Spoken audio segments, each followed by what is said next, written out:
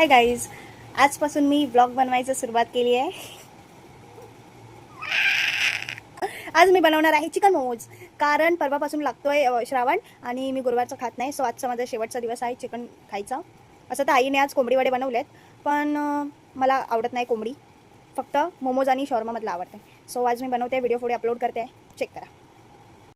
दुकानात गेली तर खूप गर्दी होती. मग थोडा वेळ थांबून मी माझं सामान घेऊन घरी आली. आल्याबरोबरच मोमोची स्टफिंग रेडी करून घेतली.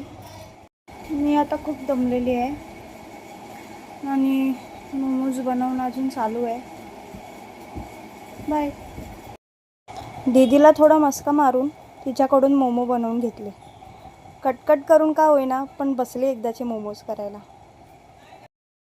मोमोजवर थोडे बटर लावून स्टीम करायला ठेवले.